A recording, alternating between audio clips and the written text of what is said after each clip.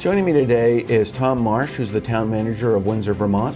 So Tom, one last thing before we leave the power solar issue.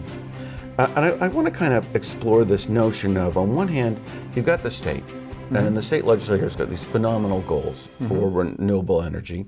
Everybody except for the coal industry and the oil industry probably loves these goals. But on the other hand, you have the practical realities of where do you site these? I mean, where do you put the wind turbines? Where do you put the solar arrays? And if we're looking at a state that's growing, the need for more of this is not going to slow, it's going to grow.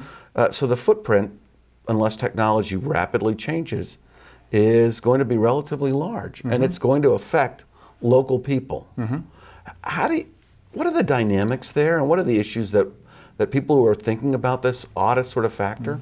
Well, I think this concept happens frequently. I think the issue of renewable energy is a real passion for a large part of it. So it's maybe a metaphor for bigger issues as well. Correct. And the idea of the goal of 50% by 2017 and I think 90% by like 2050, something like that.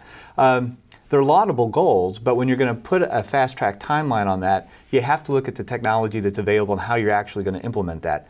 So you would expect that our legislator pass those goals because we put them in office and they're representing the populist point of view. But now on an individual basis, we're saying, how do we do that?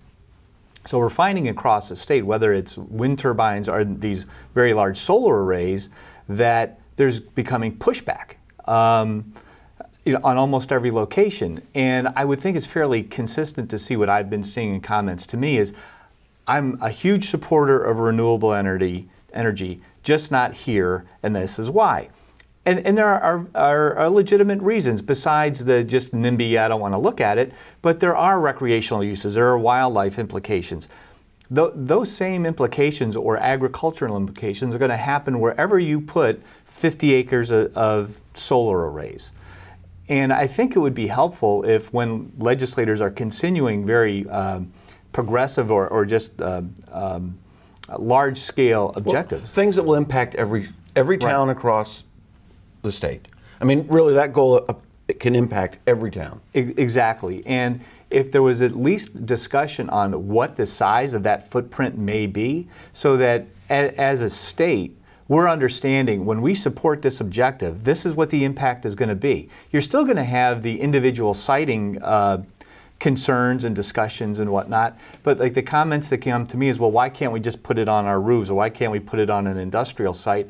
People aren't yet to the point where they understand the scale of what is required. 50 acres of solar panels to power 1,200 houses, that project's going to have a significantly different cost than trying to find 1,200 houses individually and install their own. Or we have a lot of industrial space in Windsor, but there's maybe 10 acres total. Right, you don't have 50 acres of roofs. Correct. You'd have to build 40 acres of industrial space to have which has its own which I would think would also be problematic. And certainly there are times when everything lines up where you're putting solar panels on top of an old landfill or something like that. And that can happen in ones and twos. But whether it's on private property, like some of the issues that were raised over in Woodstock, where I think cemetery property owners were concerned about the views on the other side, or here where it's state property and it's just state property that as taxpayers we all support, and has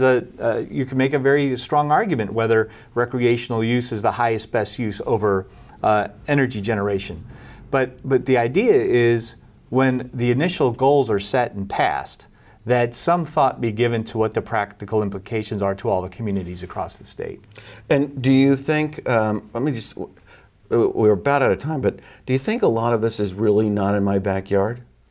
I have to say that I do, just because the issues that come up are the exact same issues, the noise that it's going to create doing, pounding in 15,000 posts.